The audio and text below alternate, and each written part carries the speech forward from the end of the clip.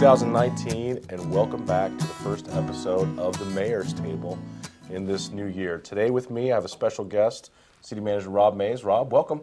Great. It's good to be here with you, Mr. Mayor. It's an exciting time here in the city of Farmington. We wanted to take an opportunity today to reflect on 2018, some of the accomplishments, some of the challenges, kind of prepare ourselves for episode 2, so stay tuned.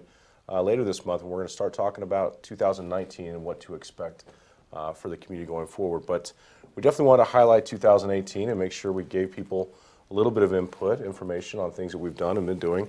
The Citizens Financial Report for 2018, fiscal year 2018, came out. I believe this is today. Today, actually. Yep. So you can pick up your copy. They're here at City Hall. I imagine there's other places in town where they're available, but this is an award-winning document. We need to make sure we highlight the finance department, the great job that they do in presenting this information to not just our community, but anybody who's interested in learning about Farmington. It's kind of an all-inclusive calendar document that I think has been invaluable, certainly as an elected official, in sharing what's going on here. So what's some highlights from 2018 of things that we've done and things that are challenges? Well, Mayor, as you said, it has been a year of great accomplishments and challenges. We had certainly a change in our elected leadership, a new mayor with you and 2 new city councilors, and things have really picked up right where things left off, and have really the trajectory's just continued into the future. Some of our big challenges that people will certainly remember, obviously the drought. Still a factor, in spite of all this snow and moisture, which we definitely need but we're still, believe it or not, in the highest level of drought that that NOAA has, and so we'll be monitoring that. So we remain in our level 1 to just remind people that there's still a water shortage. The snowpack, though, is looking great, and we're certainly hoping to see a great spring runoff. And we did very well during that, as you know. We called upon our citizens to be responsible, and they did. Absolutely. They cut back use, and we really were able to keep Farmington Lake, pretty much full in spite of the drought. So it was a great effort by our community. I think kudos certainly to everybody out there who made those adjustments. It meant a lot to the entire city to see everybody come together and get behind that initiative that we had put out there for stage 1, stage 2, and what ended up not having to be stage 3 because of the great job that they did. I've gotten to the point now where I'm looking at weather. I check the weather in Farmington, and I check the weather in Silverton, and I check the weather in Durango. And the freezing temperatures that we've had here at the beginning of January, Ron Price, I'll call you out, told me that day, he goes, Mayor, if I was mayor, I'd have the snow, but it wouldn't be so cold. But you got to have the good with the bad. Yeah. And I've certainly enjoyed having a little bit of the white stuff hanging around, and looking forward to more, I think, as the month goes on. So, but drought was certainly one of those big challenges, and there's been some other challenges this in 2018 that are going to carry over into 2019 and beyond. And the San Juan Generating Station, and the fight to keep that facility operating, keep those jobs here in our community. That's something that the city of Farmington is fully dived into and is leading the charge in that. But maybe you could give us a synopsis of maybe where we've been this past year and what we see ahead. Yeah, it's been a couple-year, battle in doing everything we possibly could do as local government entities, our partner entities at the county, our state legislators. But as you say, Farmington has led the charge. We want people to know how much we've done because we know how important this is to them, and it has dominated much of our effort and energy over the last couple of years. To date, we spent nearly $500,000 as a local city in this battle between fighting kind of our three-legged approach and strategy that we established from the beginning. We've battled this from the legislative and regulatory through the PRC. We're battling it now and very active with our partners at Forced and with the county and other entities with a statewide campaign that you might want to talk about a little bit more to educate the public.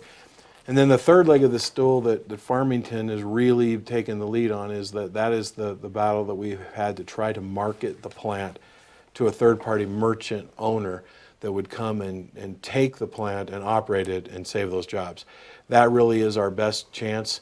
Farmington is uniquely positioned there because as one of the owners of the plant, in about November, middle of November this year, through the owner's agreement timeline, all the other owners have indicated they want to get out of the plant in 2022, whereby leaving the remaining owner, in our case just us, the opportunity then to market the plant. And when we say market, we've hired a firm, a banking firm and an attorney in Washington, D.C. that's actively involved in the merchant market to try to find someone that would take the plant, essentially free of capital investment, take over operating it. But the challenge is finding an off-taker for the power. Right. That really is the challenge We all need along. consumers. Consumers to take the power. Right. And we have a variety of legitimate investment groups that are doing due diligence, and while we recognize there's still a great challenge and it may be a long shot, the fact is it is not hopeless at this point, and it's imperative that we don't lose hope. I know our legislative group is fighting hard to make sure that the legislature doesn't do anything that would impair our ability to find an owner to continue to operate that plant. And it's important that we keep that fight up through this legislative process coming up in January. I think that's the biggest maybe issue coming out of Northwest New Mexico that's facing our elected officials in Santa Fe.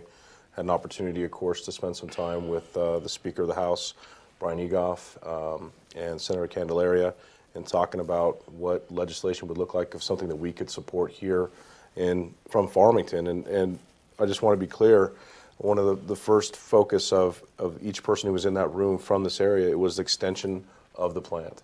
Having another 5 years of operations to maintain those jobs, and maybe using that as a smart transition between going from one energy source to another energy source.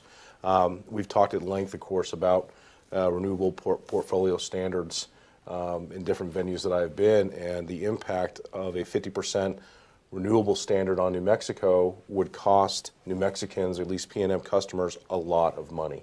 Yep. And we are trying right now through a statewide communication campaign to make sure that people understand that this doesn't just impact San Juan County, Farmington, Central Consolidated Schools.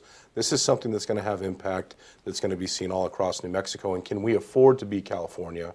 Can we afford to put our people in that position when 43%, almost 49% of our residents are on Medicaid or some form of government assistance? How can we afford to pay the electric bills if we're going to see these skyrocketing energy costs? And that's really a big concern that everybody in New Mexico should care about. And Mayor, we don't have our heads in the sand. We know that there's a change, and we know that absolutely, we know there needs to be a rational transition away from coal.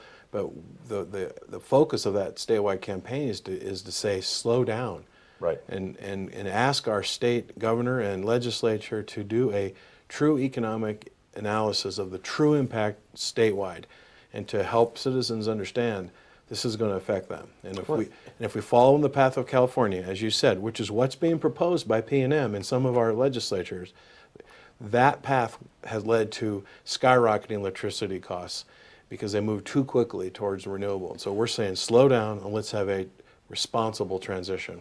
You know, we're very fortunate in this state to have the amount of energy resources available to us, and that includes the sun as a component of that.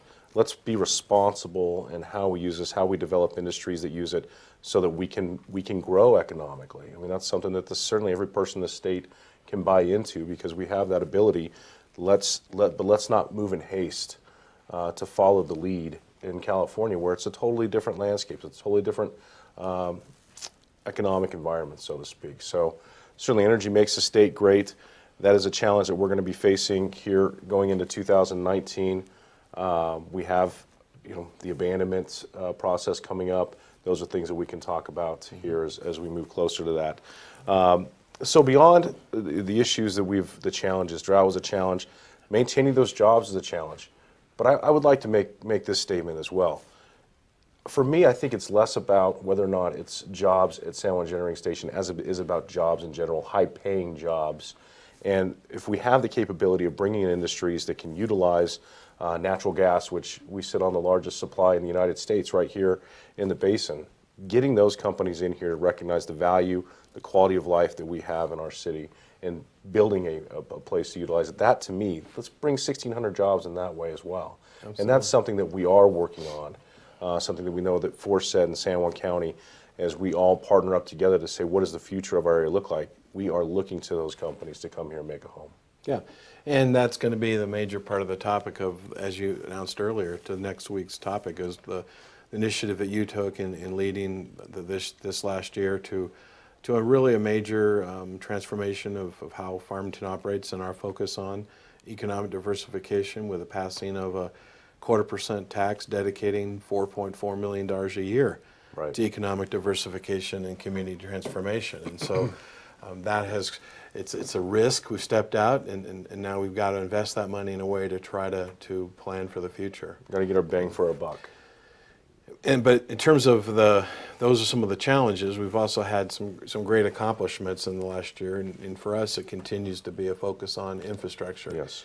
You know, Mayor, nationally, the National Association of Public Works puts out a scorecard every year of the grade of public works infrastructure across the United States.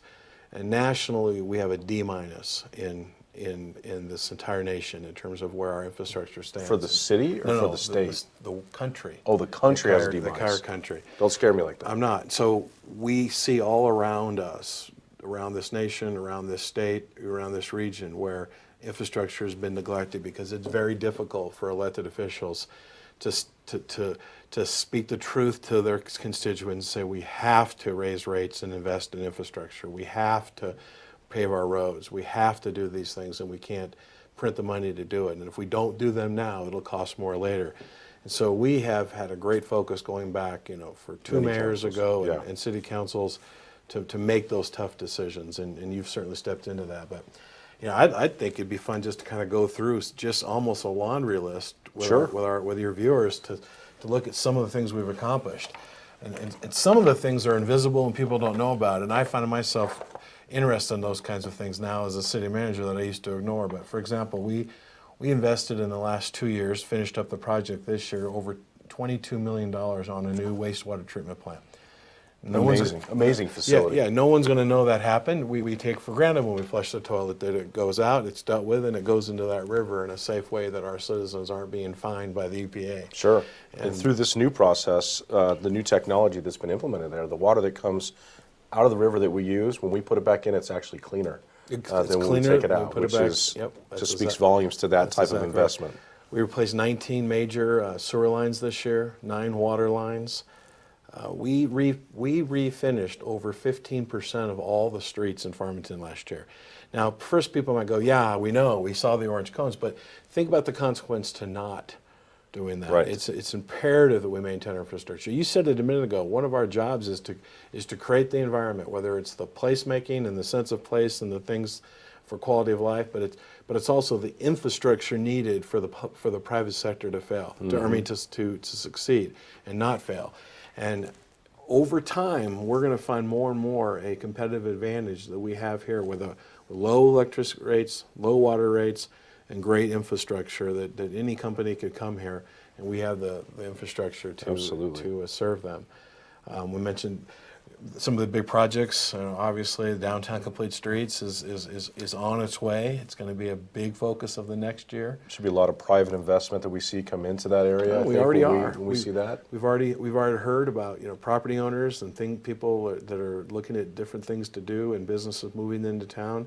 Construction is going to begin in earnest, late spring, early summer on that project, and we're going to do our very best to manage that in a way to have the least negative impact on our business owners as possible. But when it's done, it's going to be a complete transformation of downtown. A good opportunity to remind people that the HQ, located at 119 West Main Street, is a great place for people to go for more information about the Downtown Complete Streets project and what all is going to be included in that, because we're replacing sewer, and we're replacing electric, and we're upgrading a lot of things, not just making a new roadway. That's right. Water line work has already begun. That's going to intensify over the next month or so.